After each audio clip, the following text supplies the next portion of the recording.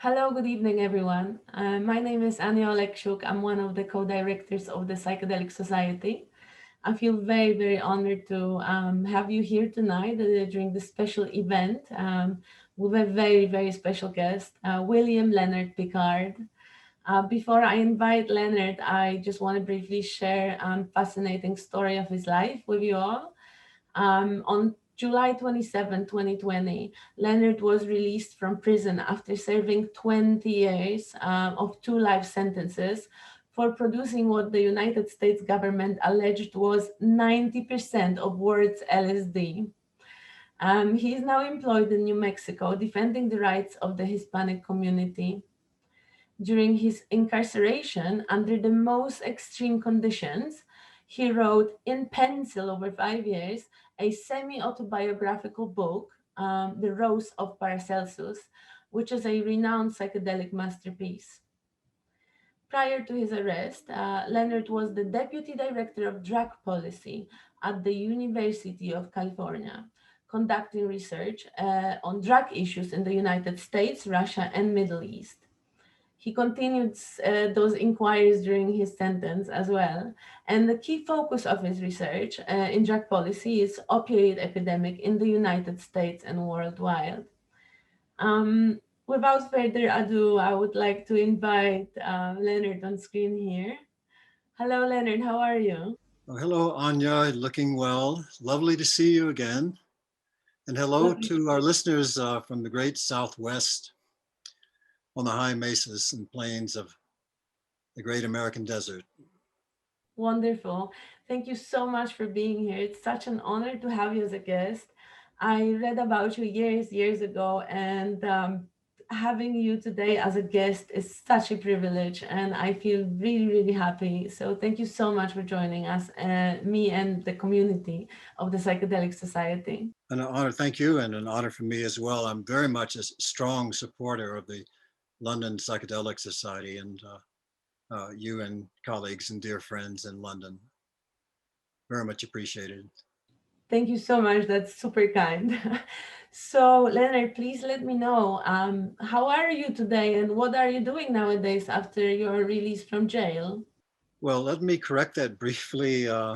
Jail is an interesting word which is applied to those with very short sentences for minor infractions, up to a year in little cages. Um, my situation, however, was 20 years in a maximum security federal prison, a completely different circumstance for more serious offenses, some of which I can barely describe, some of the individuals there. Great violence. I want to get into the stories from what would you call it prison? Then I suppose we can call it prison to keep it short. I want to go back to this in a bit, but I'm really curious. How is your life now? What are you up to today, and how have you been spending your time since you got out? Well, upon release, I began to settle in Santa Fe. I have family here, a son here, now at Boulder. And first few mornings, I walked on the trails. Santa Fe has hundreds of miles of trails in the dry desert. It's a high desert plateau.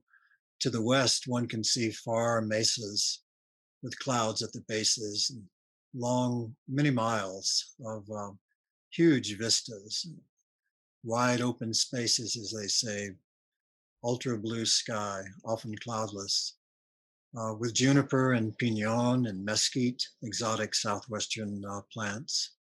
And then, as I mentioned, behind me a few miles is the Sangre de Cristo Ridge, named by early Spanish settlers. Many dry riverbeds called arroyos. So we can walk in trails by the arroyos, as the townspeople often do in the morning. So in the early mornings of the first few days and weeks of release, I would wake at dawn, as was my practice, just before dawn, and go on these lengthy walks for hours, watching the sunrise over the desert and the far mesas. And little bunnies would run across the trail in front of me, and Townspeople, girls with pigtails would come jogging by and go, "Good morning, hi."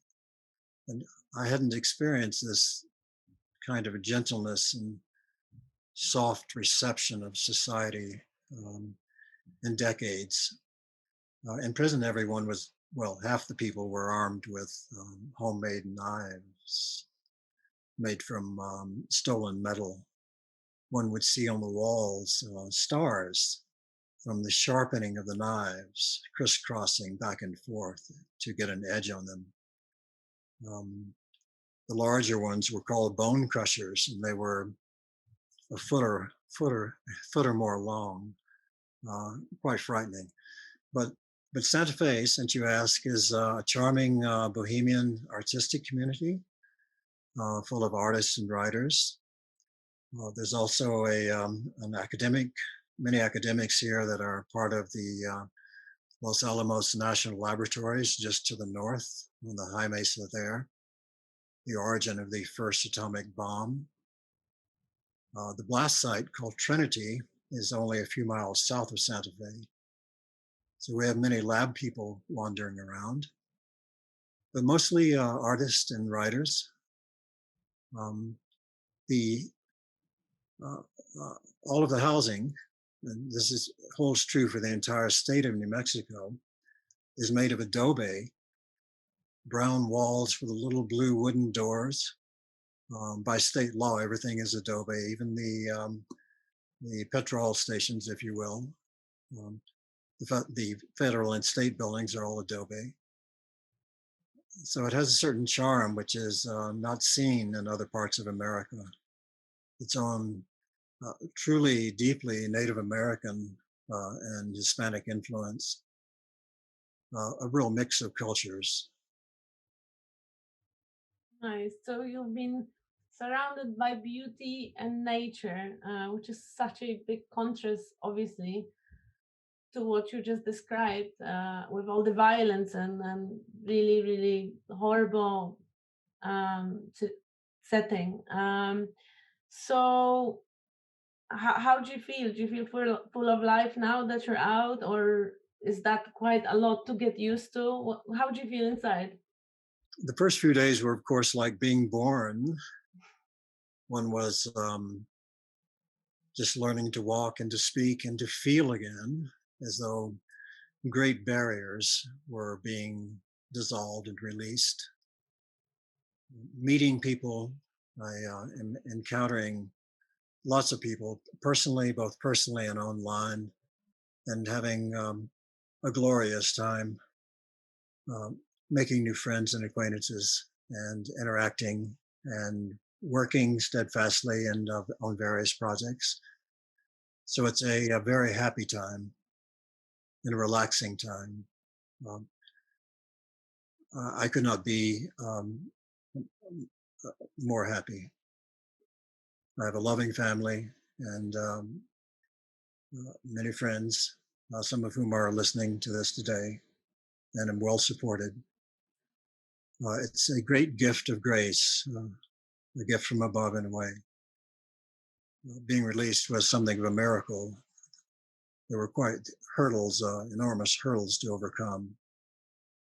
Um, we can talk about the process of release if you wish later in this broadcast, but extremely rare and extremely wonderful.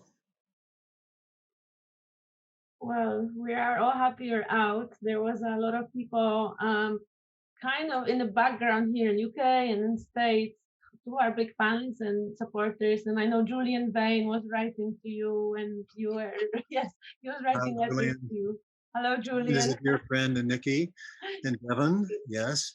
He's read a number of chapters of my book on podcast by Kat and Alexa Lakey in New York and Santa Cruz are listening today.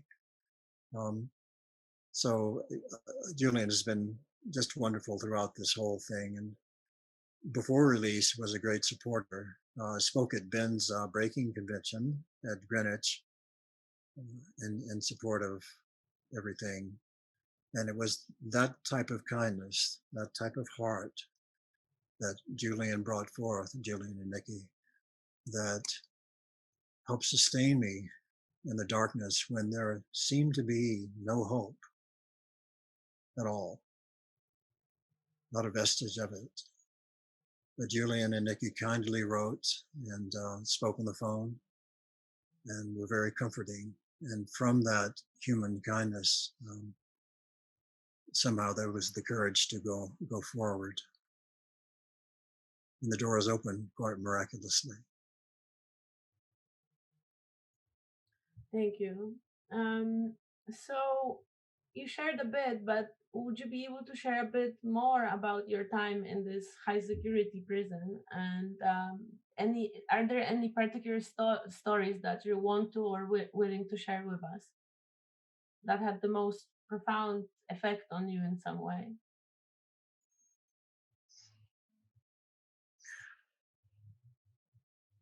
The hardest part was not the 30-foot walls or the razor wire or the many guard towers or the loudspeakers or the indignities or abuse or the specter of dying there or the endless coldness of it all. The greatest difficulty for me was the loss of loved ones. My family has, in large part, become very close, and I'm very blessed with 3 children.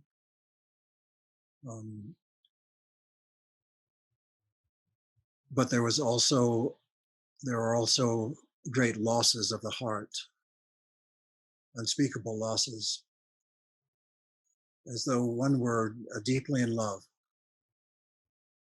and watched it slowly die. And that was the most difficult part, not the trials or the movement or the continual leg chains, arm chains, belly chains, handcuffs, on and off endlessly, the rattling of chains, the slamming of steel doors, the late night screaming of men, endlessly. That was not as difficult as the loss of love. Watching love slowly die, watching hopelessness come in. Of course, I'm not alone in these feelings. Every person incarcerated for decades experiences this, and many never see a reawakening of the love and affection that I've felt in the last few months. Many have no contact with the outside world. I was privileged to have my family, in large part, very close, and friends very close. It sustained me throughout this period. But there are many in prison that have no communication with family or the outside world. So prison becomes their world. This is it. This small village, extremely violent tribe. And that is their reality.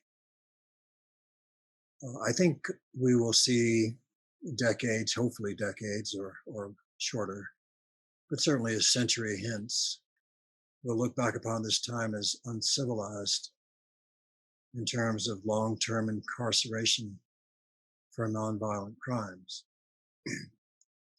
Not to say that some individuals should not be restrained.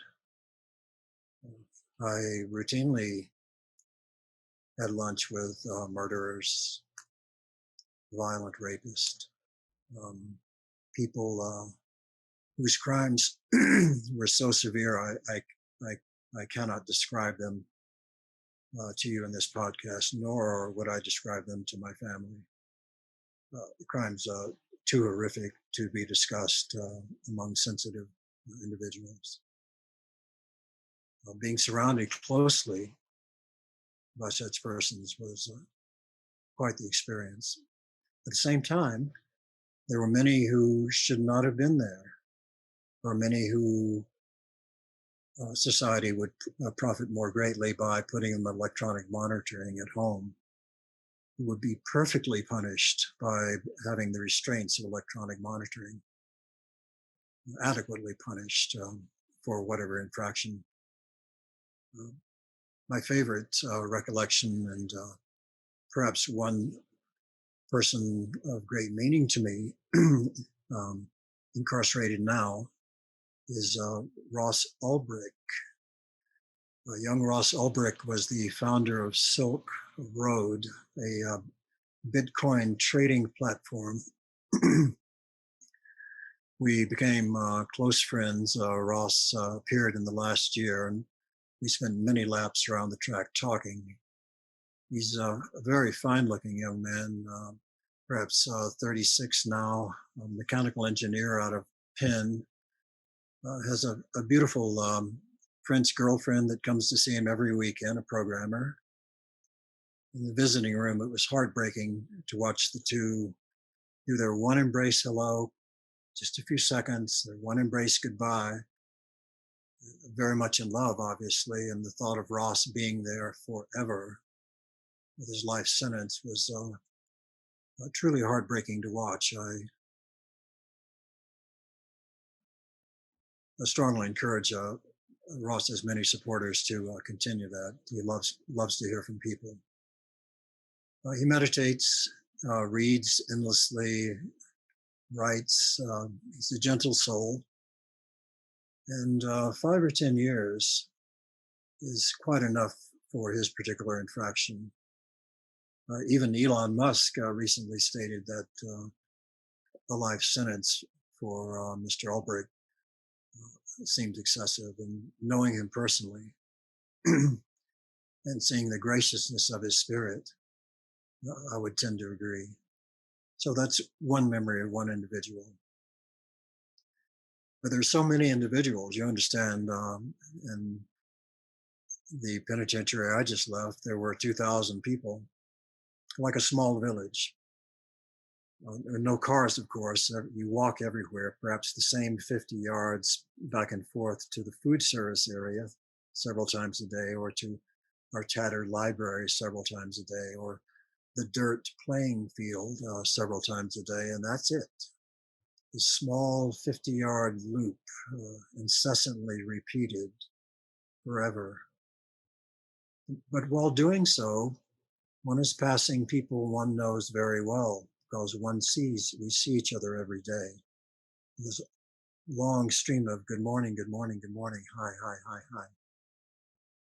Like a close-knit, tight little village that can occasionally break out into a homicide or a beating, but by and large, relatively tranquil and possessing of some remarkable individuals, some demonic individuals, some courageous individuals of relative innocence. What a world. And one What a thing that world. comes, yeah, one thing to comes to mind is that victims of war and drugs are not only people that are actually in prison, but also their families, their kids, their loved ones, their friends. Everybody's a victim of that. It's a horrible war that really needs to end ASAP. Yes, everybody's a victim. You know, the pain is not just with the men, but or the women. The 10% of the federal system are women. The pain is also with the families and children. I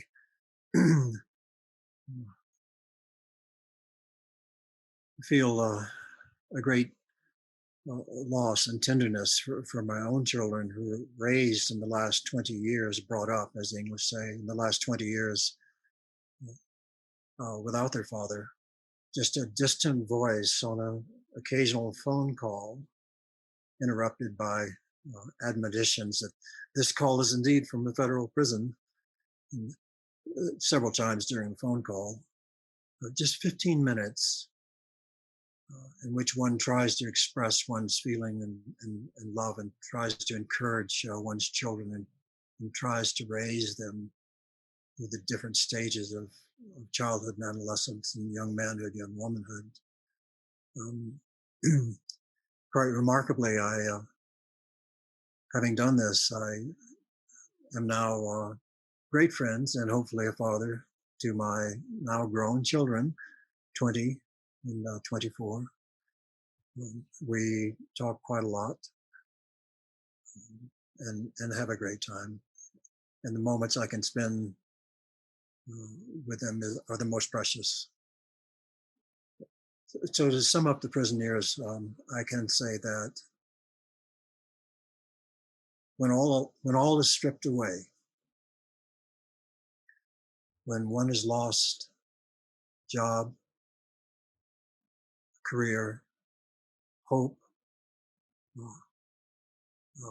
self-empowerment, possessions, houses, cars, clothes, everything, friends, everything, when one has lost everything, self-respect, all that remains is the love of one's family and children. And that is the guiding light in an absurdly deep darkness.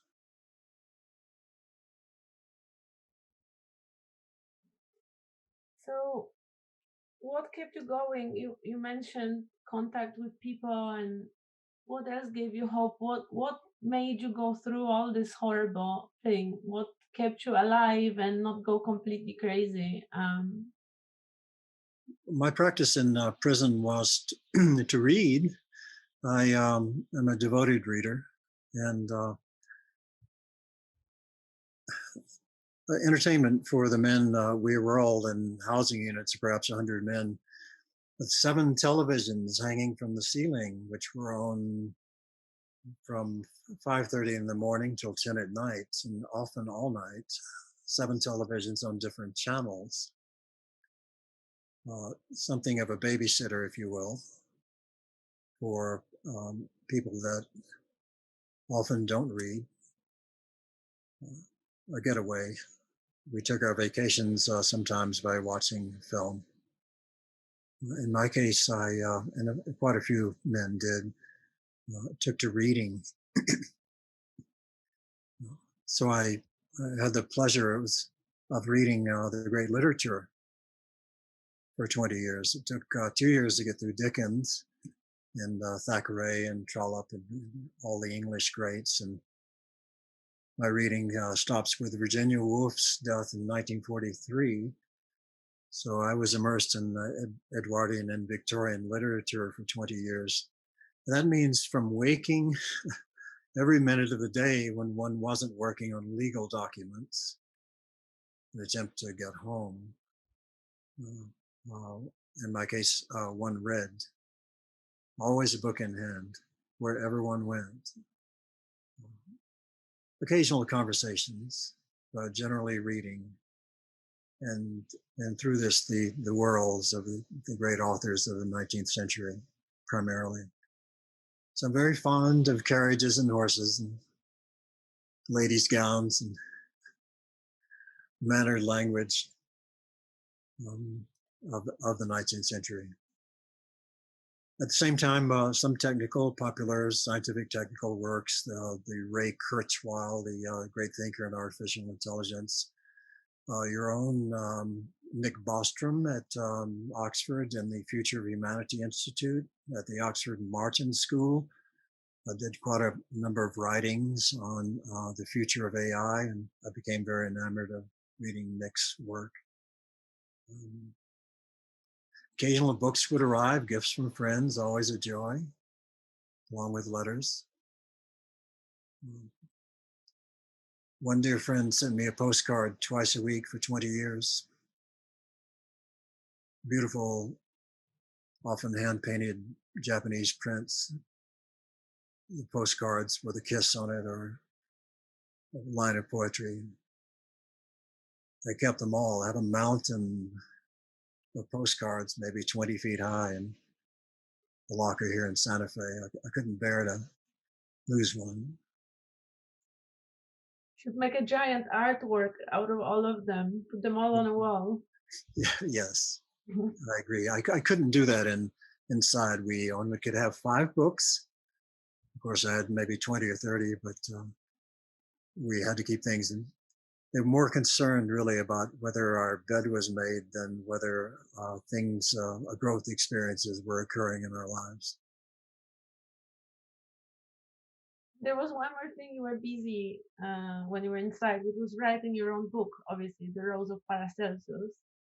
And you wrote it with pen and paper or pencil and paper, right? And can you tell us just a bit about unpinning story and the motive of the book? Oh, Anya, you'll have to rephrase what's the question again? I'm so Can you sorry. just can you just tell us a bit about the story and the motives of the book? Oh, well, the story and the motives are quite different. Hmm. I at a great influence was the appearance at the facility of a leading poet and writer, Professor Emeritus, Regents Professor Emeritus at the University of Arizona, Richard Shelton, a well-known American poet, well published in the New Yorker and all about. Professor Shelton knows every poet, including Evtushenko in Russia. And, everyone comes through and stays at his little cabana in Tucson. Professor Shelton would visit once a week, where we had a few men who liked to write, and somehow I became involved in that. And under his guidance and thoughtful tutoring and encouragement, I managed to write The Rose over a period of 5 years, and actually read every word to Professor Shelton for his feedback orally in our little narrow 2 hours on Friday when he would appear. Occasionally the class was disbanded due to violence occurring in one part of the institution. So guards would rush in with guns with pepper spray in them and clear everybody out, shouting and this sort of thing, and search us, body search us as we leave a beautiful writer's workshop where we're simply discussing our thoughts and feelings. Quite a contrast in worlds. So being in Professor Shelton's workshop was being treated as a graduate student, like being treated as a human, one who innately had respect, which was something of a great novelty. So the time with Shelton was very precious. I learned a great deal. He was delighted to see the book being published.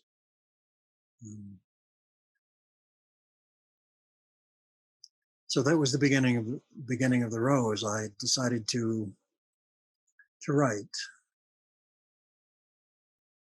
but I didn't know how. So I learned to force myself to sit down for an hour, half hour, an hour a day, and do two or 300 words in pencil.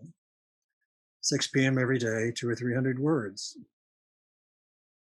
Not worrying so much about content or style, just getting it down, getting it out.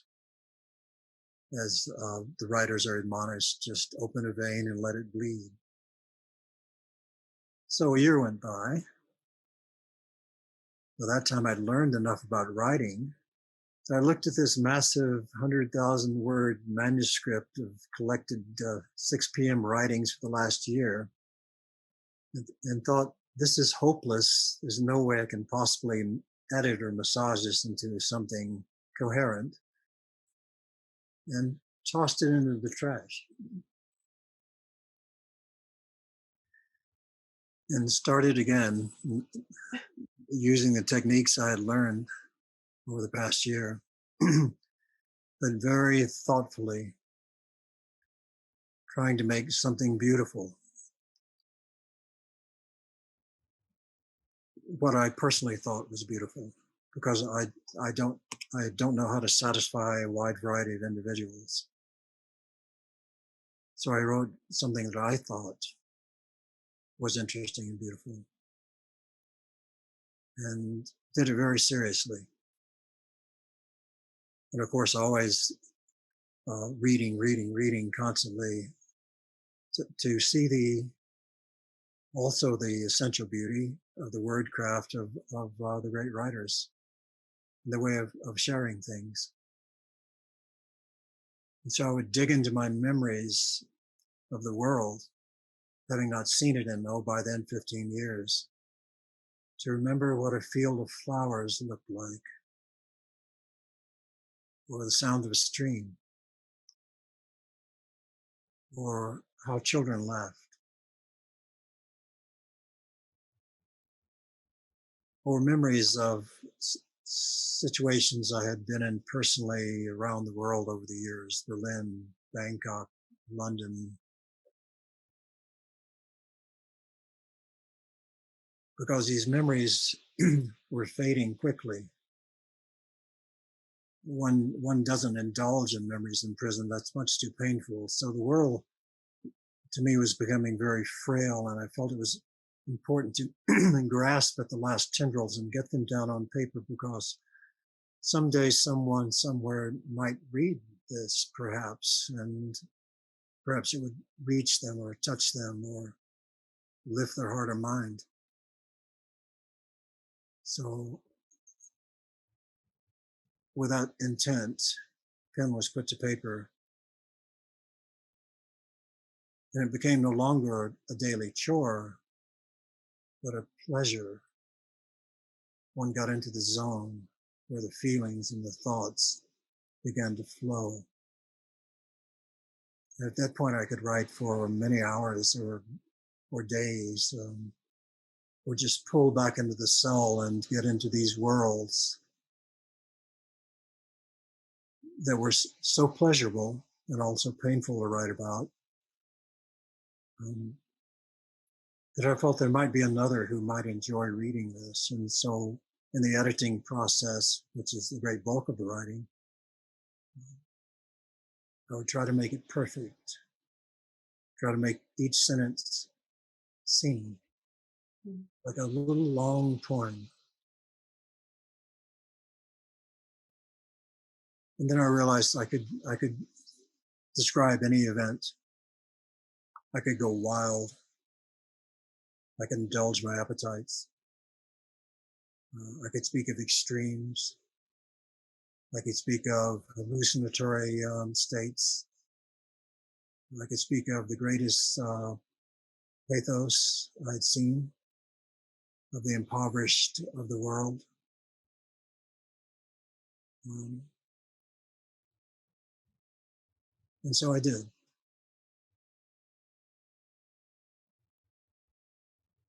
Beautiful. Thank you so much for sharing. And I encourage everyone to get a book and read it and find out further on. It's very beautifully written. If you're not an English native speaker, it might be difficult, but I think you'll manage. um, so near the start of the book, the protagonist describes an experience at a Zen Buddhist monastery, and this is based on your own experience, from what I understand. So, what inspired you to follow the path of Buddhism? And did having Buddhist practices help you with the time spent in prison? Absolutely. The practice of meditation, not so much the formal theologies of Buddhism, of the Tibetan or Zen, um, of Vipassana practices, um, without the theology and the robes or the text, but the simple practice of sitting meditation daily, I found extremely helpful, even necessary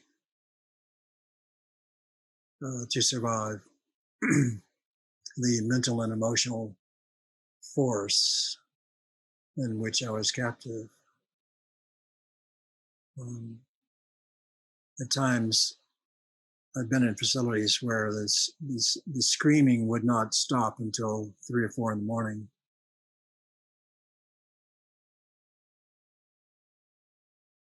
The doors clanging, the sounds of thousands of voices, and no cessation of the sound of the voices, and the, if you will, the vulgarities of language. the obscenities of a language so used in such a cavalier and frequent manner, often by those who had not uh, had a less command of language, to put it gently.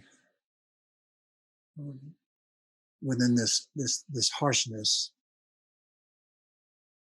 and this despair, if you will, the practice of meditation is like a peaceful pool, a clear, peaceful pool in which one simply went to one's center and watched all these emotions go by and found a certain quietude and nourishment therein. It's like the green growing edge of some newly born plant that is flowering inside. A refuge, as the Buddhists say, one of the great refuges.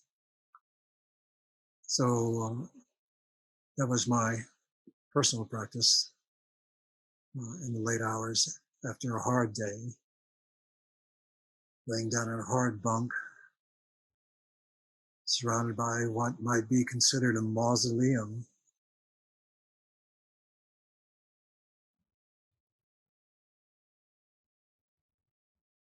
And of course, before bed, it's my practice to offer up prayers, being raised in the Christian faith as a child. I would always offer a prayer before bed, not being able to sleep without it. And so I would pray for my family, my children, my friends, by name. When Sasha died, I said a small prayer for Sasha every night for a year. I don't know if anyone heard it except myself, but it was done in honor of him.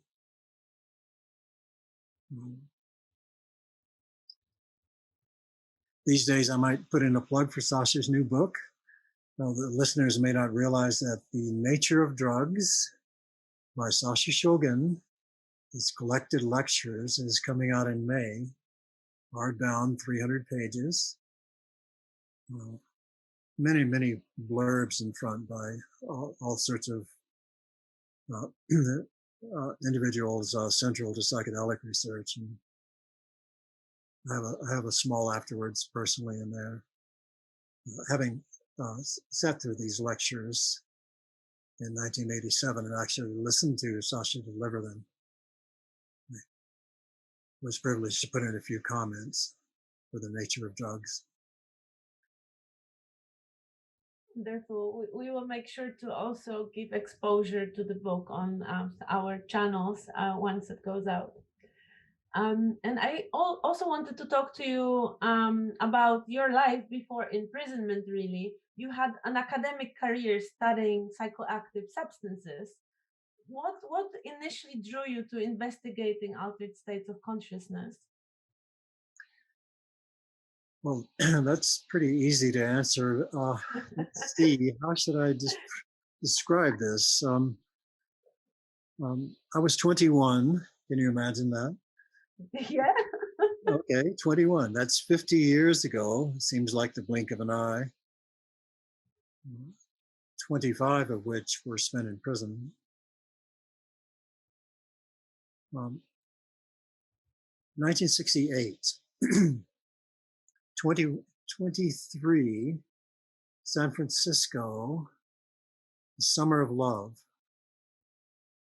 were the first great distributions of LSD by Augustus Stanley Owsley, fondly known as Bear, and Tim Scully, who is still with us, a dear friend, and Nikki Sand, who just passed away a few years ago. His wife, Usha, lives in London now. Yes, the first great detonation, I guess you will, in those days, a deployment of large quantities of LSD caused a revolution, much like we're seeing now.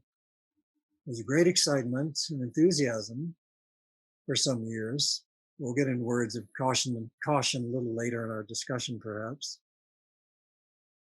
So being young in San Francisco in '68 was also quite a privilege. One saw the first large-scale distribution of an exotic neurochemical among large populations. All of the 18 to 24-year-old cohort, the favorite child of drug policy people, the 18 to 24-year-old cohort, shared by hand. This is pre-computer, pre-mobile phone. One communicated by a letter or in person or phone booths. Young people had no elders to speak with about these extraordinary subjective phenomena that were occurring due to their exposure to these materials. We only had each other to talk to about it. So I would say that probably was, without suggesting that I was an early user or anything, that would be a description of how interest in drug policy began. But at the time, there was no great academic circle of people interested in psychedelics. There was a small circle whose careers were at risk for even looking at these fringe, way out, not understood by mainstream America, sort of wild drugs and people. Now, of course, after so many years and so much suffering, we're seeing the mainstreaming of this phenomena with very excellent work of great quality, double-blind studies by distinguished researchers at Hopkins, at Yale, at NYU, Berkeley. The great funding of this research in a very earnest and no-nonsense and rigorously controlled way with FDA oversight and all of that. Worldwide, Imperial, Zurich, we'll probably see the Indians and Chinese as well begin to participate. A true third wave revolution.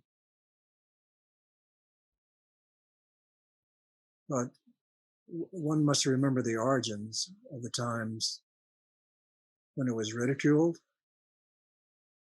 not understood, severely punished,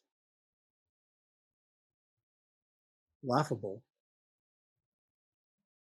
considered truly fringe, and threatening to the political structure. And now things have changed considerably. It's quite amazing for me to come from the darkness of captivity into this bright light of global interest in worldwide clinical trials and a great deal of public discourse by leaders and thinkers and medical experts and academicians. A frenzy of interest, excuse me, a frenzy of interest. I had no, excuse me, I had no access to the internet, so I only heard bits and pieces of this while away. But now I can see it, and I'm delighted and overwhelmed, and send great blessings to everyone and great hope for the future. You'll excuse me, I have to clear this throat a little bit. Sure, no worries at all. I'll take opportunity as well. Excuse me, Anya, I'm not used to speaking so long. I don't do podcasts normally. This is because of the delight with what the London Society is doing, and to you personally. Thank you. I really appreciate it. And now it's quite a long interview, but obviously our audience and myself were so keen to ask you all those questions because you were away for so many years. And I actually wanted to ask you about the renaissance that you see now, because as you said, you just so tiny bits of news and suddenly you came out and it's just happening everywhere. It's like really becoming mainstream. And you said you're hopeful and a bit overwhelmed, but in a good way. I also wanted to ask you, do you see any dangers? Do you see any shadow in this mainstreaming? And do you have any concerns about them gaining such popularity in the Western world so quickly? Well, I'm glad you asked. Uh-oh. Now, you might consider me some sort of a wild card West Coast hippie, presumably responsible for hundreds of millions of doses of LSD, and Allegedly. therefore I might be a liberal in many people's eyes. But there's a conservative element, and so I wish to insert a word of caution in what's going on now. Um, we're seeing a great influx of individuals, capitalist corporations, people who were accepting of this if it's mainstream, but not so accepting if it were a little further out, that have recently come in and may not have a great deal of personal experience with these substances and may not realize the strength and depth of the subjective changes one might experience. One can go from a walk in the moonlight with friends and a feeling of the profundity and unity of all things, but a lighthearted feeling, to a deep, life-changing, soul-rending theological confrontation with God, a writhing, convulsive change. Of course, everything is dose dependent.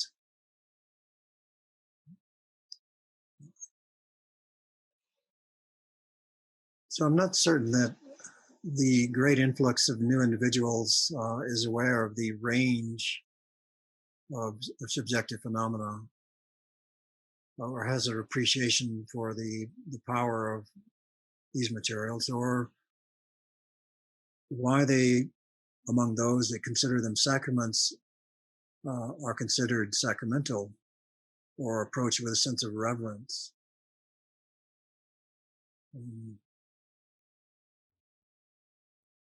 So I am concerned about the widespread employment, even under medical conditions worldwide, of these materials. Let me give you what appears to be a great contrast between the 60s and now. In the 60s, these materials were shared among friends quietly in a clandestine way, often gently. Come explore with us.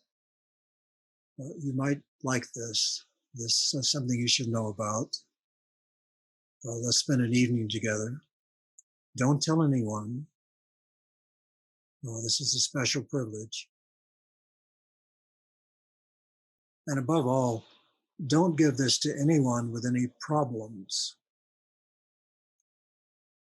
If a person's ending a relationship or breaking up with their lover, if a person is somewhat bipolar or schizzy or has any issues, don't give it to them, because it may destabilize them or get them into difficult loops that can be extremely painful. They might act out and run down the street, or worse. So the idea of giving these materials to an individual with any personal emotional difficulties was the unwritten rule. And so 99% of people exploring the materials were, if you will, normal humans without major emotional problems, that simply curious and young enough to withstand all the changes Now, the paradigm is shifted completely. And while I realize the medical paradigm is necessary to get approval of these materials through government regulatory agencies, the medical paradigm nevertheless insists on giving these materials as healing agents to people with problems: depression, cluster headaches, PTSD, an increasing range of possible applications. And all that's quite wonderful. But the point I'm trying to make is there's a great difference between giving it to an individual who simply wishes to explore or to gain wisdom or insight or experience, and giving it to a person who has a problem and we're going to fix it. But at the same time, the person with the problem may have very severe reactions and act out. And so while I see these medicines as truly healing,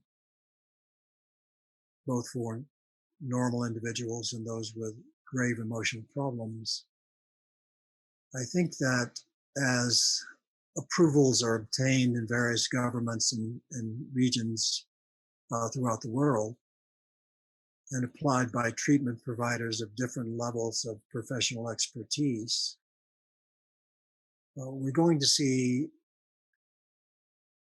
some patient reactions that may challenge the current bubble of euphoria.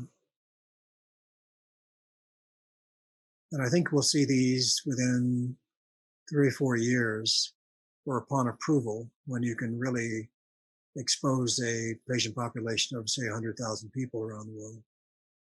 I think we'll see anecdotal reports and in the medical literature, psychiatric literature, and certainly the news media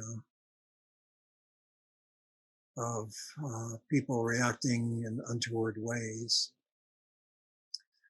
So I can only say that while the medical and psychiatric community certainly has my blessing for what it's worth, and we must, heal dreadful maladies by whatever medicines can be obtained, that we must be extremely cautious and follow the paradigms established at Hopkins and NYU and Yale very carefully, and select the patients very carefully. Some should be excluded and not subjected to this type of treatment. So I think that we'll see in the next 3 or 4 years a little blowback from the current state of enthusiasm and euphoria, wonderful as it is. I'm simply suggesting that we should be prepared for that. I agree 100% with you. And at the moment, all those new people who came in, as you said, they think they're going to heal everything with psychedelics. And it's becoming quite crazy right now. It's like they're really treating it as magic silver bullet, magic pill for everything. Well, that's true. So, May I state, Anya, that's simply characteristic of the early stages of one's encounter with the substance. You see all these wonderful subjective effects, and indeed they are. When it's honeymoon. great enthusiasm, well, that's the upswing of the curve of any drug epidemic. Great enthusiasm also happened with cocaine and MDMA. Oh, this is the great new panacea, if you will. And then there's a leveling out as you have a large body of people that are being initiated. And then the problems begin to set in. So then there's the downward sloping of the curve. This is characteristic of most drug epidemics. A great paper was written on it for RAND by the drug policy analyst John Calkins. And it was written on using ecstasy as the model some years ago. And it's applicable to all drugs, this particular curve. The excitement phrase, the spread and proliferation phrase, the leveling off, and then the slight downstream phase as it becomes integrated with society for better or worse. But let me say that these sentiments are echoed, uh, perhaps more severely, by two women, distinguished women, uh, Nora Volkow, MD, head of the National Institute of Drug Abuse in Washington, D.C., NIDA. Nora is the granddaughter of Trotsky, by the way. Nora is concerned that the proliferation, large-scale proliferation by MindMed, Field Trip, not to name particular corporations, the proliferation of psilocybin, LSD, mescaline, ibogaine analogs, and what have you, she's concerned that along with the proliferation, the medical use will be a resurgence in personal use outside the medical protocols. And some would argue that's great, that will change society. And it may in some ways, as the 60s changed society in some ways that were benevolent. We may see a great benevolent change in art and literature and music again. At the same time, we may see a few problems. Nothing terribly harsh. David Nutt, his great paper at Imperial, David Nutt's great paper in Lancet points out that psychedelics are really the least problematic substances on the great drug spectrum. So we don't expect to see any major endemic, long-lasting problems. We're going to see little bursts of problems that will probably be sensationalized. The other distinguished female lead on the conservative side is, and I'm not in communication with her, but Bertha Madras at Harvard Medical School, a true conservative in drug matters, very down on cannabis, for example. But Bertha does point out well that the treatment providers worldwide that are coming range from highly trained individuals, such as Dr. Griffiths at Hopkins, Franz Willendieter at Zurich, to individuals that may or may not have had personal experience with these materials and little or no training, often some retreat down in Bolivia. And meanwhile, they're giving this very powerful material to someone that's just curious, and goodness knows what will happen at that point, but I'm sure we'll hear of it. Bertha pointed out, Dr. Madras pointed out that we need to be very cautious that these drugs will be administered in ways that don't have the rigor and care that Roland Griffiths employed at Hopkins. Yes. So just simply saying here, be prepared. Be prepared for some sensationalized anecdotal reports in the next few years. At the same time, I think these materials can be wonderfully healing in many ways, whether one is ill or not. And there's great hope for the future. We already see a lot of problem with those kind of retreats and underground facilitators who probably because psychedelics amplify them, they get into this like savior mode, I'm basically giving medicine to others, but then they actually they practice is really dangerous. So there were stories of people pushing their fingers in people's mouths. There were stories of tasing people while tripping. There were stories, like horrible stories of sexual abuse and all kinds of things like that. So this is already happening, and I am really shocked it's not in the media yet. But absolutely agree with you. Absolutely agree with you, Anya. A dear young friend at Oxford, young theologian there, wrote me of a charismatic figure that had appeared in the Oxford community involving ayahuasca, in which people were being drawn in by this charisma, kind of a bhakti yoga worship of a leader. And he was engaging in sexual abuse, if you will. But such charlatans appear in any type of religious movement, and they have appeared in the psychedelic movement in the past and are appearing even now. So one must be very cautious with mountebanks and charlatans and snake oil salesmen and those that have a savior complex where this is a great healing medicine and this person is the one to explain it all to you. Okay, so I see a few of these entities sort of budding as I review the literature and learn more about what's going on. Just be careful. What was it Dylan said? Don't follow leaders, watch the parking meters. That's a good one. Mhm.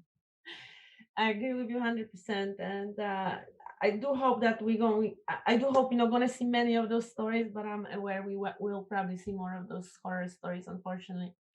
So we urge everyone again who's watching, before you go to a retreat, make sure you research it well. Ideally, go to someone that was recommended by someone else, and be very, very careful because there's loads of charlatans around, as Leonard rightly said. I have last question because I'm aware of time and I know audience will want to have the questions. During your time in prison, you wrote a lot about your concerns on the opioid crisis, and I want to find out what's your particular interest in this subject, and also what is your opinion about how U.S. government is handling this crisis at the moment. Well, to answer that difficult question, we'd have to go back to 1996 when I was a graduate student at the Kennedy School.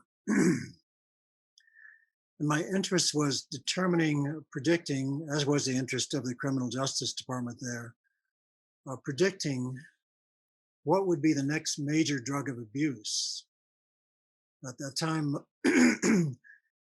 the concerns and the great malaise in America and abroad were the legacy narcotics, if you will, not true narcotics, but a catch-all phrase, but cocaine, heroin, methamphetamine, these three, alcohol, these three um, uh, malaises were responsible for most of the difficulties in drug settings, certainly in the United States and certainly Britain and Western Europe.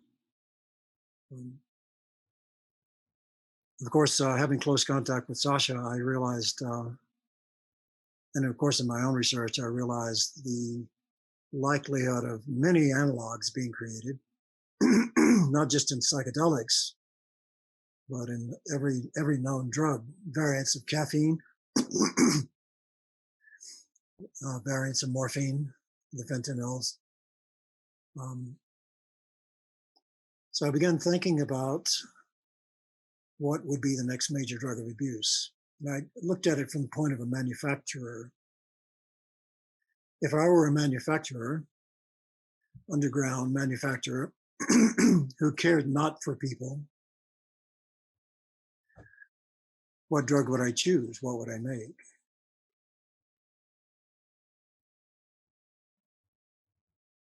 And I looked at analogs of cocaine, which is very popular in the 90s, and their synthetic protocols. And I looked at varieties of methamphetamine and their synthetics abilities, and went through a range of drugs, not even mentioning the word psychedelic at Harvard, and into the morphine analogs. And here we have something called fentanyl, which few people have heard of other than anesthesiologists. It was used as a neonatal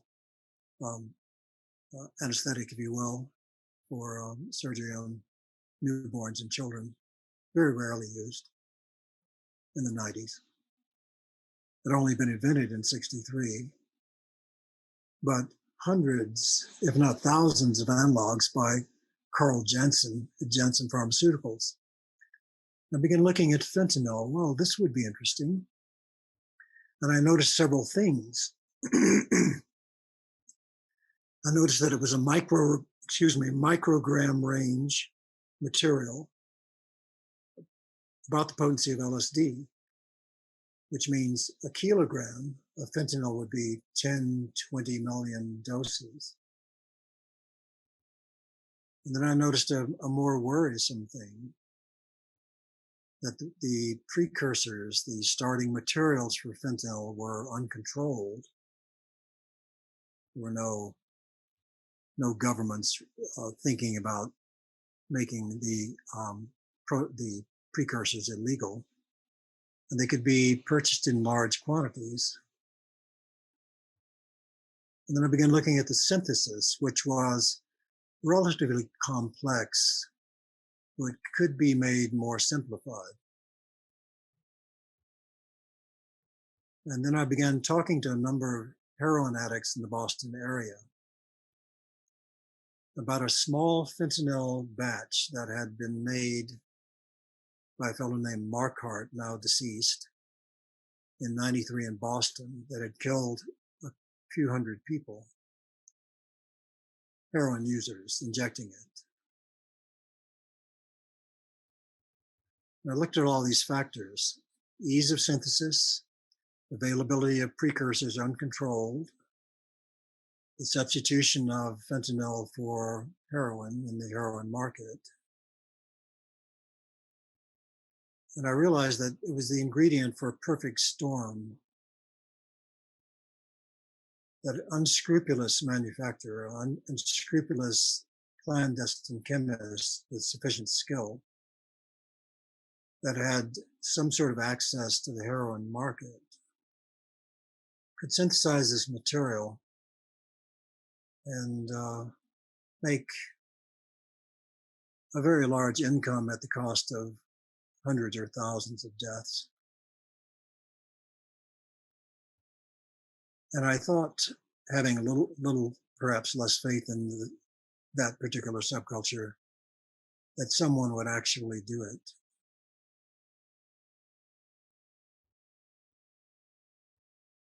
So I began looking at a small fentanyl outbreak, one in Boston, and I flew to Moscow and interviewed a number of addicts there and regulatory officials of a small outbreak in Moscow, and wrote a lot of papers and gave little talks, and predicted that because of these factors coming together in the perfect storm, that one day, a few years or a decade or two hence, someone somewhere, likely outside the United States, because things were more relaxed regulatory, one could obtain precursors and hide more easily. Someone somewhere outside the United States that had access to a very large distribution system would begin making this. And I delivered this lecture at the faculty club and did my thesis on it. But happily, nothing happened. Sasha and I talked about it quite a lot. He wrote a 1974 paper called "The Future Drugs," in which he dedicated a few lines to fentanyl being a likely culprit for a new drug of abuse. I had the same concept about the same time, but did the groundwork of interviewing people that had survived a small outbreak in Boston. Nothing happened. Years went by. And I was arrested, of course, for alleged LSD manufacture on a certain scale, and entered the prison system and spent a few days of my 5 days in testimony. And happily, I did this in retrospect, spent a few days of my 5 days in a federal trial testifying about the fentanyl work in 2003. The prosecutor asked me what I did. I explained what I did regarding fentanyl in great detail, were the original overheads and documents for faculty club lectures, and all the Harvard documentation was shown to the jury in an effort to explain what I was doing in my day job. And of course, it was considered irrelevant and not of concern, and that was 2003. And then I entered the prison system. And one night in 2015, I was watching one of the 7 televisions hanging from the ceiling on a break from reading Dickens. And I began talking about this drug called fentanyl,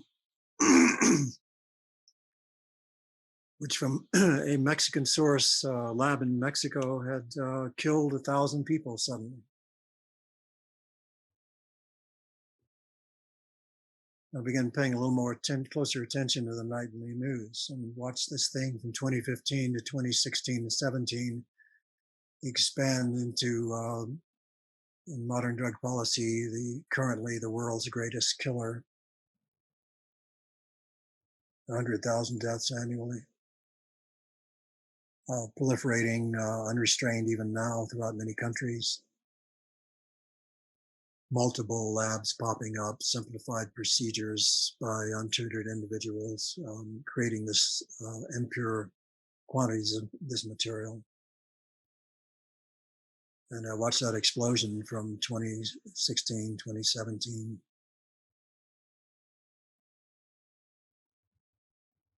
And my mentor at Harvard was then at NYU, Mark Kleiman,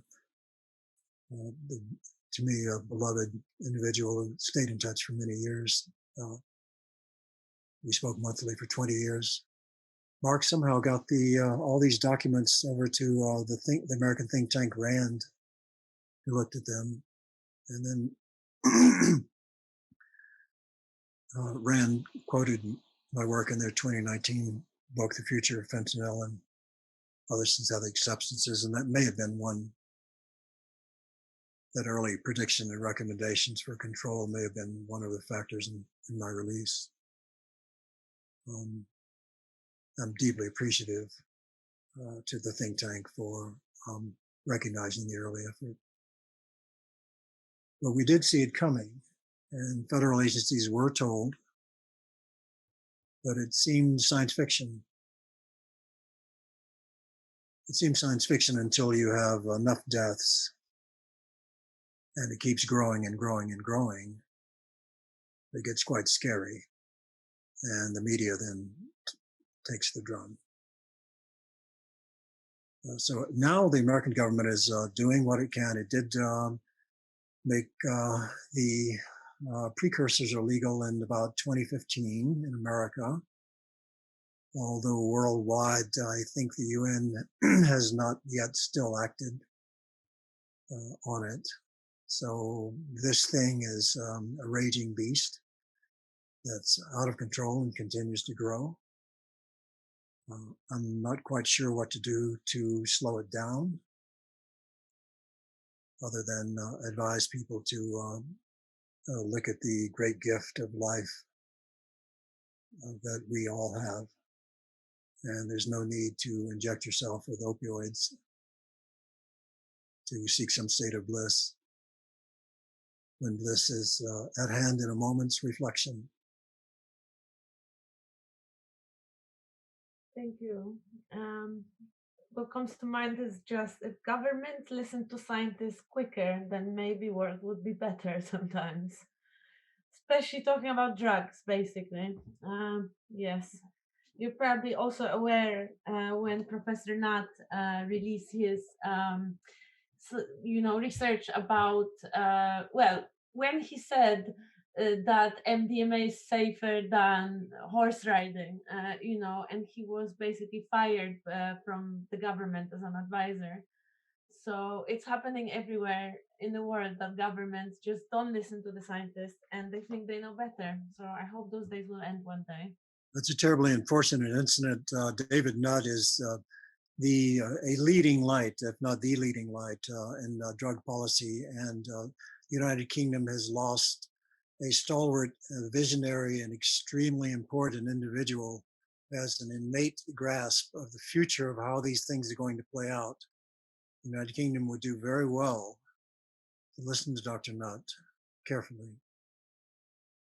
I agree with you 100%. We had Professor Nat at an event a few weeks ago for a 2 hour interview as well. So it was really beautiful. I was not the one interviewing, but it was just an honor to have him as a guest. As it's a big honor to have you, of course, I will say that again because it's a really beautiful conversation.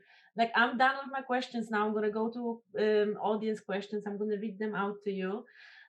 There is 12 so far. We might not be able to cover them all, but we'll see what we do. I know you're also tired, and so apologies that it's taking so long. Make sure to drink water Oh, before thank the you. next round. Mhm. It's a water break. So, questions, guys. Remember, vote up those questions if you like something, because we might have to skip you. So, question number one from anonymous attendee. Could you tell us about your first experience of LSD?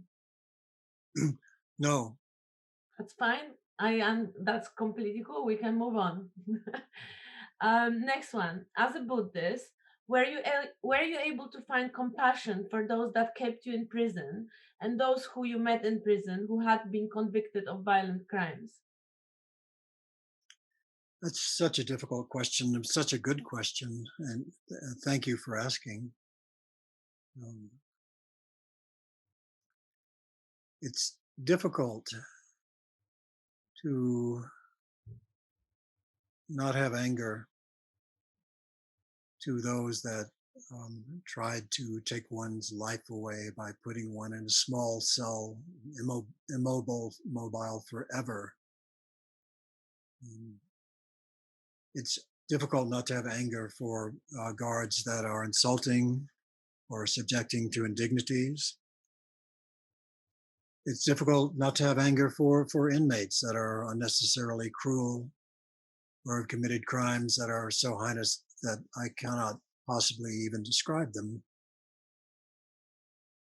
So, can the Buddhist, or for that matter, the Christian heart of compassion be enlarged enough to forgive?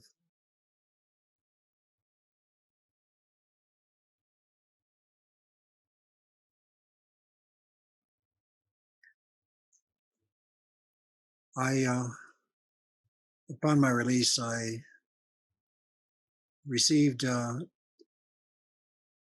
two very kind overtures from two brave men who were government witnesses against me, at one time dear friends, and then out of fear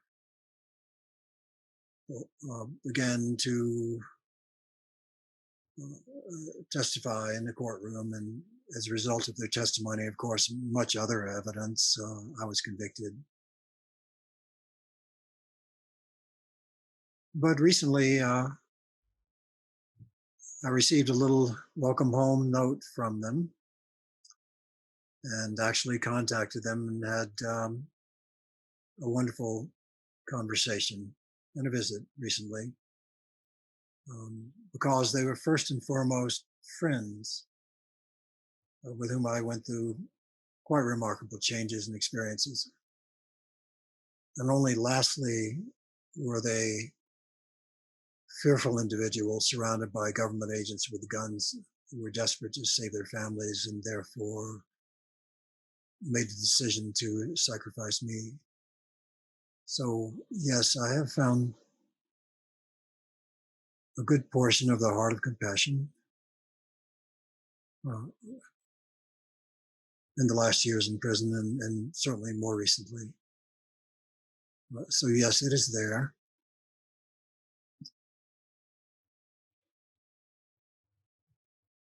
Thank you so much for sharing this. Next question is from Michelle Baker Jones, who's actually one of the psychedelic therapists, one of the researchers currently in the UK. And her question is, can you share one of your most profound psychedelic experiences and describe how it impacted your life? Well, as you recall, when the individual earlier asked what was my first psychedelic experience, I said, what could I describe it? I said, no. And the reason I did is because my posture at trial under oath in a federal courtroom was that I have no involvement with any of this and I'm not a drug user. You can get into psychedelic state by breathing, though, holotropic breathing, right? Yes, but I will answer this question. Okay. Um, but let me do it indirectly. Okay. That's completely cool. And I wrote about it in the Rose.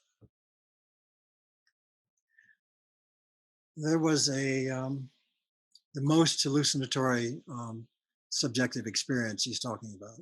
Okay. What was that? I can't speak of it personally since I've never had this sort of thing, right? Of course. But Me. I can speak of it anecdotally as I did in the Rose. And for those that haven't read it, I'll try to repeat it now. I'm speaking of I wrote of a chemist called Indigo, the scene in a remote part of northern Italy one night with a remote clandestine laboratory making hundreds of millions of doses of acid. And in the book, and this may be a real person or it may not be a real person. Some think it may be yours truly or not. I can't address those issues, but I will describe the scene. Make of it what you will. Indigo, whoever that is climbing a ladder in a clandestine acid lab one night in protective garments because there's constant micro dosing exposure of 50 micrograms a day for weeks or months or years. The first microdosers were underground manufacturers, just from being around it. Indigo is climbing this ladder late at night in his protective garments among fields of glassware and exotic custom designed materials for synthesis. Something that looks extraplanetary. The lights are all dark red because LSD is a fragile molecule that can be broken by exposure to sunlight or bright light. So typically large-scale synthesis from my interviews I've learned tend to be synthesized under red light if one is very careful.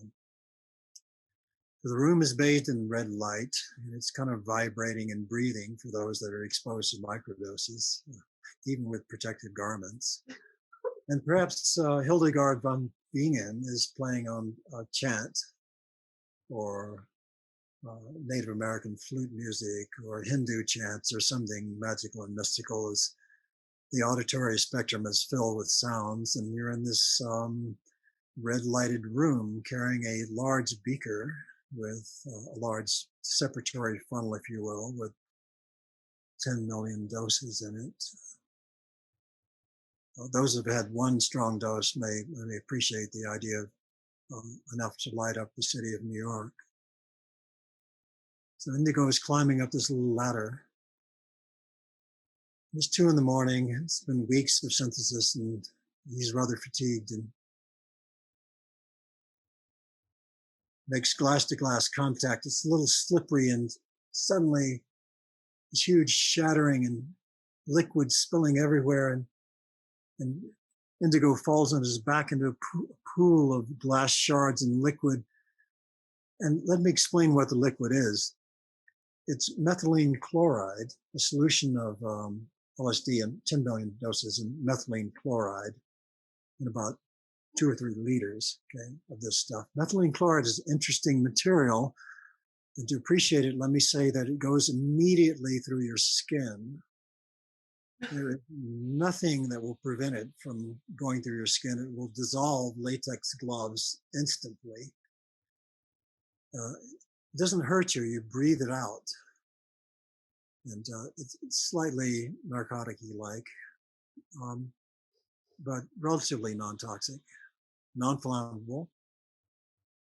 And the LSD is dissolved in this, so since the methylene chloride goes right through your skin instantly,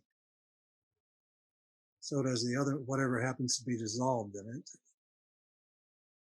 So indigo was exposed in that instant of shattered glassware to 10 million doses all over his upper body, face, neck, hands, seeping into his skin, falling onto his back in a pool of it. And to your questioner, your therapist questioner, shall we describe the hallucinatory outcome from that dose? You probably want to know. Yeah, I'm The think everybody largest, wants to. easily the largest human exposure in history. So what happened What subjectively? happens to indigo? Tell us. What happened subjectively? Indigo regained his footing and his legs are shaking. He's actually shaking in fear. Fear, people do shake in fear. Yeah. Because Indigo thinks he will either die or have convulsions until he dies, but he can't call an ambulance. One, he's 20, 30 miles out in the desert. Two, it would be sort of an unseemly event for medical evacuation people to walk into this extraterrestrial lab with, containers and beakers and pumps and under red light with Von Bingen playing. What would they think? Right. So Indigo rushes into the shower, tears off his protective gear, his face shields, goggles, gloves, moon suit, boots. He's naked in the shower, holding onto the shower, twisting the knobs, soaping himself, trying to get this material off of his skin. Meanwhile, the angels are coming for him. He's on worlds without end, cast upon beaches of unspeakable terrains, flashing phenomena that have no words. And Indigo is praying, dear God. Those of you that have had extreme experiences may actually remember themselves saying, dear God, please let me survive this. And he survived.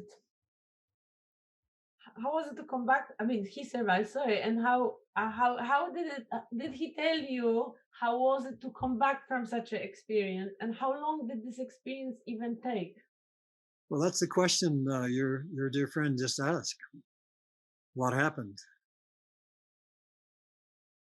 Of course, no words can possibly describe the changes that occurred under the shower head, or how long Indigo was there. A second beat can be 10,000 years. So he hung under the shower head till there's no more hot water.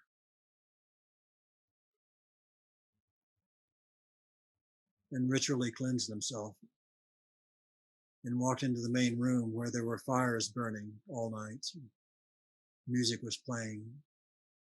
Votives were placed here and there, religious votives, as is customary among some manufacturers to place spiritual items about when things become psychoactive, and they offer prayers that it would be a great healing medicine.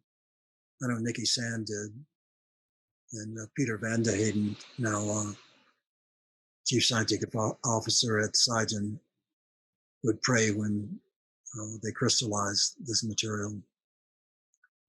And so Indigo was no stranger to prayer. So he's in the main room now. The big fire, the all-night fires are burning, cedar, desert mesquite, all alone in this clandestine site. not far from, well, let's see, in the Rose, it was set in northern Italy, but it may have been Los Alamos. Um, Meanwhile, the walls, the ceilings, the floors, everything is billowing, changing form.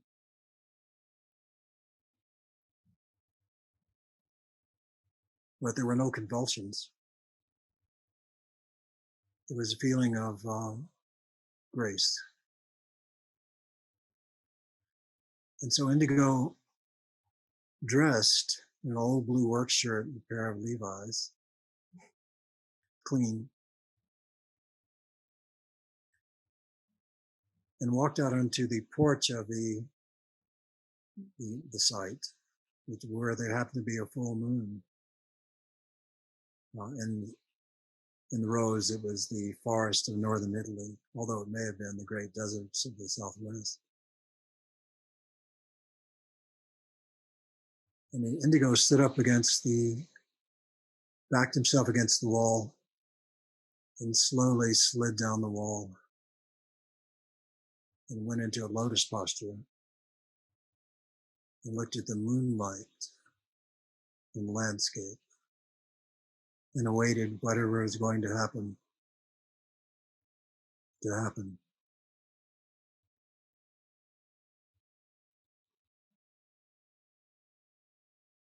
So the question, of course, from your listener is, what happened? In the Rose, Indigo simply watched the moon set and the sun rise over 7 or 8 hours. There was a little patterning of the environment. You could smell the perfumed air. You could see the ground like jewels. You could see the mysterious motion of the trees, the sky. But it was all pretty much just our beautiful Earth, this blessed planet upon which we are privileged to live for a moment. And he was thankful for the beauty and mystery of this great gift of life. And he sat there and watched the moon set and the sun rise. Nothing happened but that.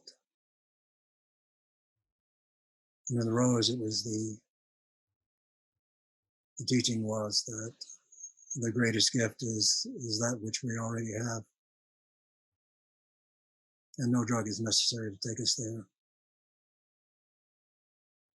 And it can't be taken away from us. And the sun rose. And Indigo was grateful that he hadn't died or had convulsions.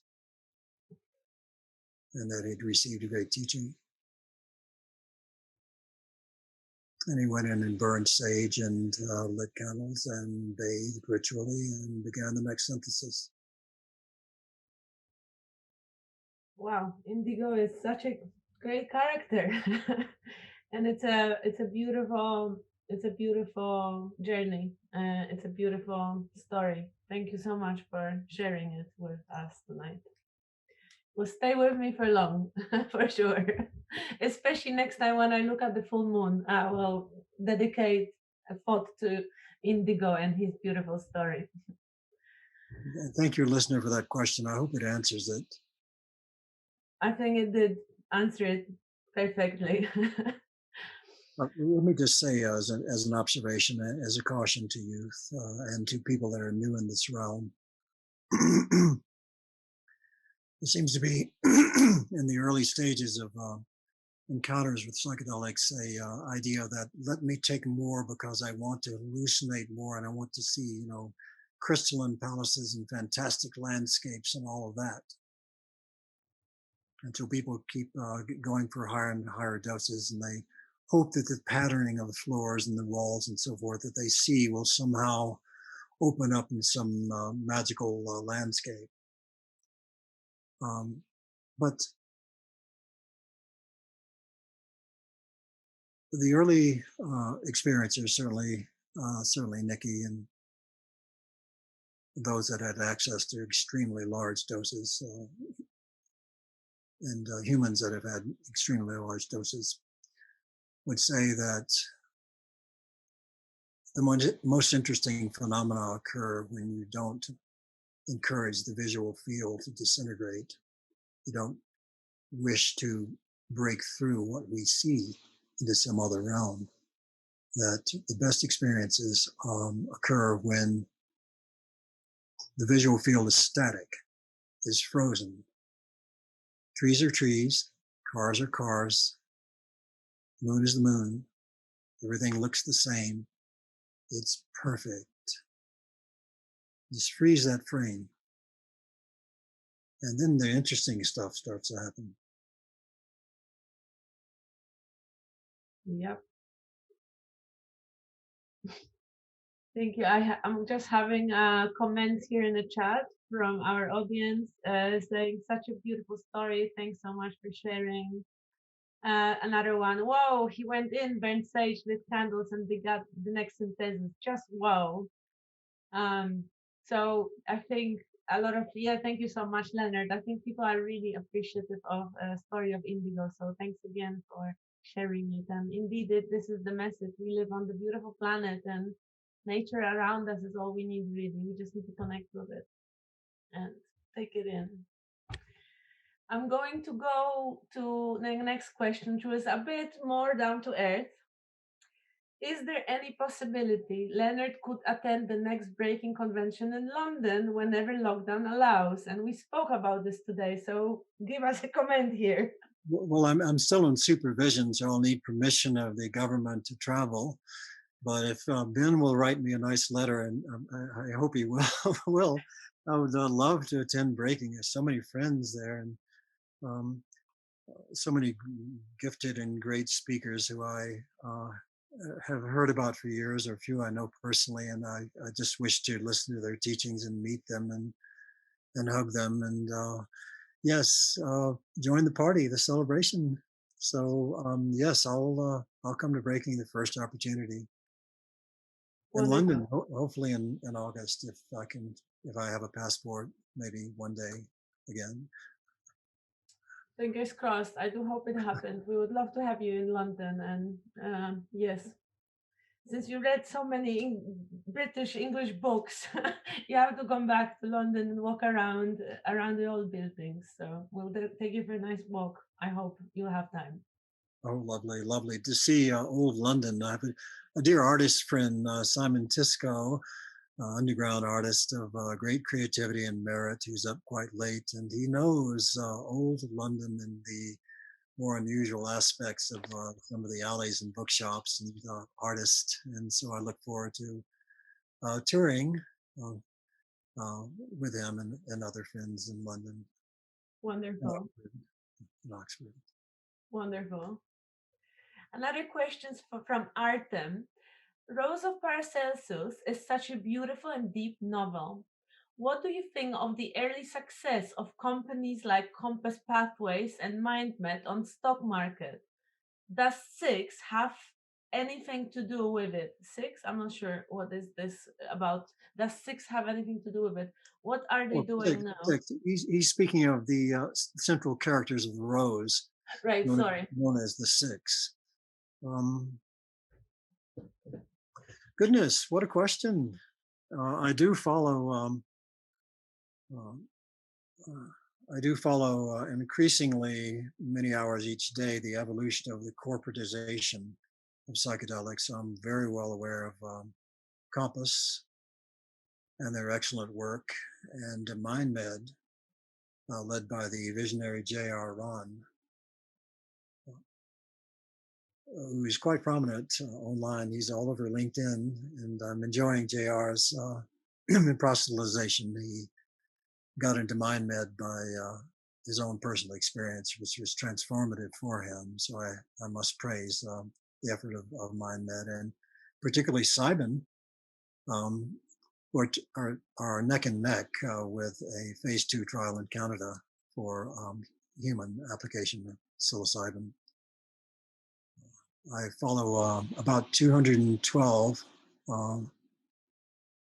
I followed about 200 with my colleague Ryan Place, who's listening to this in Detroit. Corporations and organizations around the world that are advancing the art. Compass and MindMed are two of them. Cyber Field Trip, the nascent Tectogen, a very important startup in Redwood City, California. Algernon Pharmaceuticals, many others to be named. Do the six have anything to do with this? Well, I suppose some mysteries should remain. Certainly, the early work of the six exposed hundreds of millions of individuals to the psychedelic experience, so that perhaps we won't forget that the early work of underground people like Owsley and Nikki and Tim and others unnamed were responsible for the wide human exposures whose enthusiasm has led to the current global corporatization. So I suppose you could say the six had something to do with it.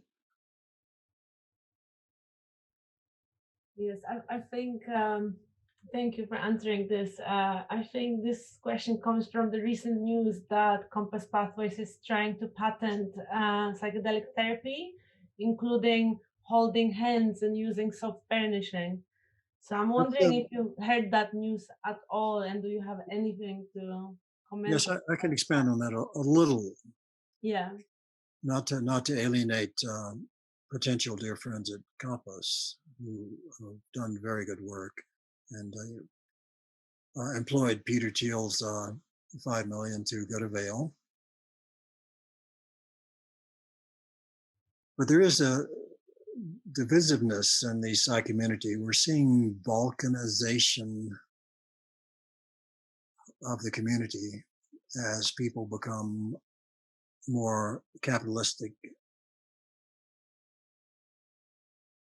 So that there is an argument brewing on the effort of Compass to patent, as you say, treatment paradigms, and perhaps even the crystalline structure of psilocybin. Others argue it can't be patented because dear Albert synthesized it in the 40s, I think, and therefore 50s, and therefore it's well known in the literature, and no patent office would try to grant that patent. Others saying that new crystalline forms, various morphs, tend to create a patent loophole, so someone may actually seize control of it. So there's the division between it's okay to patent this drug and have all control go to Compass, and others that say that's anathema and wrong, and this particular angel can't be corralled or lassoed, that it should be more widespread with many points of light and not controlled by one megalithic corporate entity. There are advantages and disadvantages to a single entity controlling things.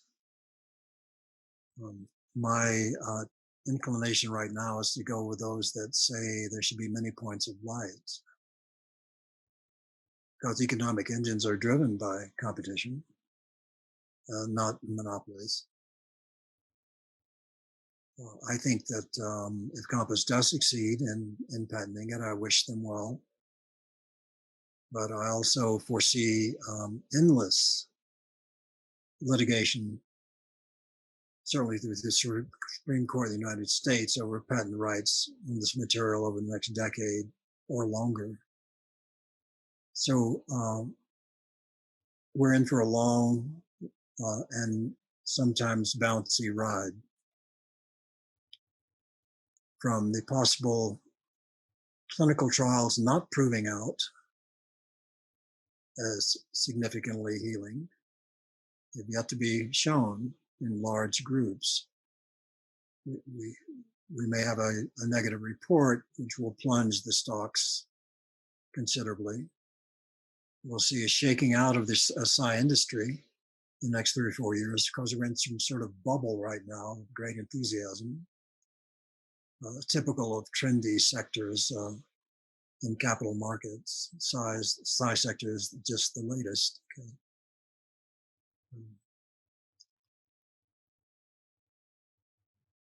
But I think there will be many points of light, and I hope to see that. I don't think these materials can be successfully patented, although I do wish the people accomplish well. Thank you for sharing. I'm going to jump to the next question now. We have very little time. We have 10 minutes. So this is about your book, and it's from anonymous attendee again. Leonard, I engage with most literature. I can't pronounce things sometimes. In audiobook form. I'm dyslexic, and I find I get much more out of listening to a book than reading. I would love to see an audiobook of Rose of Paracelsus. I have listened to the first three chapters in the Rose podcast, and as much as I enjoy them, I'd really appreciate a consistent and professional narrator to deliver this great work. Is this something we can look forward to? So I suppose this is just a question about who you chose to narrate your books and why is it not a professional actor narrator reading, but actually yes, who is reading your book? Well, what a question. My dear friends, Kat and Alexa Lakey, who are watching from the sound studio of Michael Dupler in New York City, are doing a podcast of the Rose. They did the first 4 chapters. I read the first chapter rather painfully with about 20 phone calls, which Kat spliced together from prison. The next chapter was read by Brother David Steindl Rost, a 93-year-old Benedictine monk, well loved, known worldwide. He has 6 million listeners on his TED Talk. Brother David read chapter 2 from Gut H. Goodhart Priory outside Salzburg. Chapter 3 was read by Ben Sessa in a state of great enthusiasm. Chapter 4 is read by Julian Vane, and chapter 5, which will be quite controversial due to its unusual erotic content, is being read by one of your own, Gaia Harvey. And we're having such fun having members of the Psi community and friends read these chapters in a volunteer way and offering it for free with Kat and Alexa's beautiful editing. We're having such fun bringing people together and having them read. And we'll probably continue that indefinitely through all 30 chapters if I live long enough. And we will consider an audible or audio book read after that if there's a public interest in that. But right now, it's I'm not fond of corporatization. I do listen to audiobooks. Currently, Flaubert's Madame Bovary as I walk the streets of Santa Fe. So I understand what you're saying, but it's lovely to hear friends' voices reading, and we're meeting such extraordinary people that come in and volunteer that we thought we would just invite all these lovely people and notables to the party and have them read the Rose, because it's still our community. Maybe not for long, but for the present it's ours. Indeed, and there's just a comment here that I lost it already because the chat goes so quick. But someone oh yes, I love the variety of narrators of the Rose, each one deeply connected to the story and to Leonard's personal experiences. Well, there it is. There it is. So someone agrees. Yes, someone agrees. And there's a link in the chat now to the 3rd chapter if anybody wants to check it out. So click on the last link in the chat. Well, Julian just read chapter 4, which has been out for a few weeks, and Gaia is reading chapter 5. That's going to be quite something. That's going to be a big one for sure. I've read the whole chapter. I've read that chapter. Oh, yes. Oh, yes. Next question is from Maela. I hope I pronounced your name right. If I don't, I do apologize. Do you think achieving the effects of psychedelics through natural therapies, for example, meditation, breath work, is more fulfilling and beneficial for the individual rather than the fast track enlightenment through psychedelics? Well, of course, all spiritual practices and ways of self healing and exploration have their own benefit. And I think that breath work and yoga, meditation, long walks with friends, simply the intention to grow one's heart and mind, simply that intention, by whatever means, is not only a great blessing, but certainly ultimately as comparable as a psychedelic experience. That said, uh, I wouldn't consider psychedelics a fast track. True, it may be over in a night or a few days, but people tend to remember their positive transformations even into their old age most fondly. That's true. um, Another question is from Lucia. What meaning have you made of your experience in prison? How do you understand it as part of your journey here on Earth? Which is a good follow up question now after the previous chat.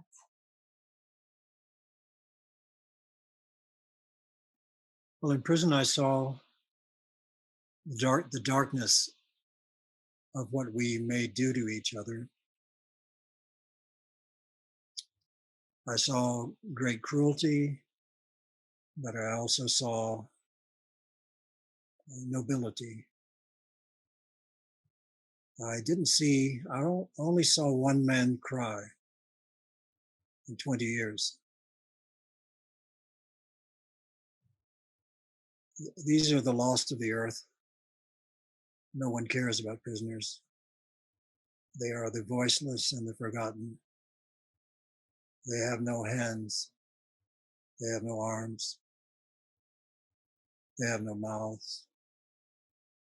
They are isolated and rejected. Some deservingly so, most not. So I learned about the innate dignity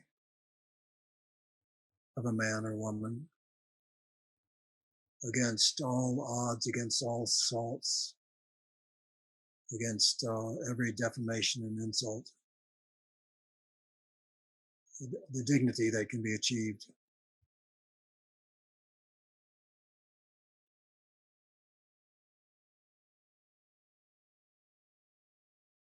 I remember the elderly Black men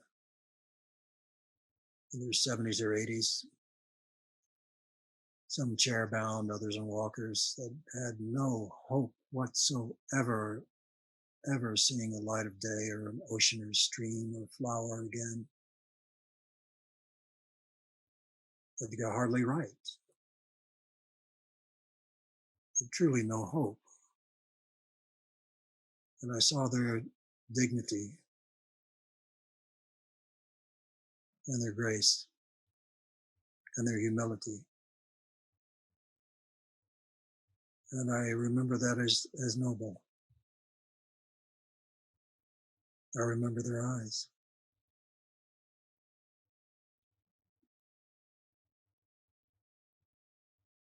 Which is by far the most profound experience, more profound than any psychedelic. Well, life, of course, is more profound than any psychedelics. You know, some people, it's hard to get through life without some illumination somewhere, sometime. Some people's transformative event occurred in a foxhole in Vietnam or Kuwait. Others transformative event occurred in churches as they yielded their heart to Christ. Others founded on 4 hits of blotter dancing at the Monterey Festival. So I think that life doesn't let you through it without some insight into the divinity of it all by some means. And our little community is those that perhaps saw that divinity on a drug. But most people see it in other ways, myriad other ways that it presents in their lives. Breath work, political activity in Hindustan, the smile of a child or a new mother or an old mother.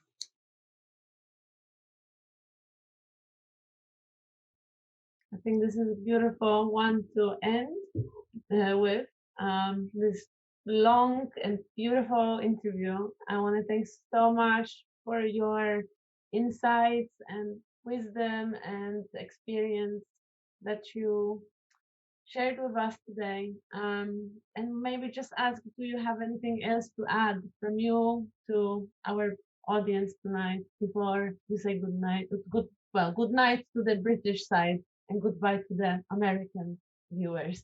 Well, just to send my love and affection and appreciation to many friends and loved ones, and to you, Anya, and the London Society, Martin, Gay, and the people I've known throughout London and around the world, to send my deepest appreciation and affection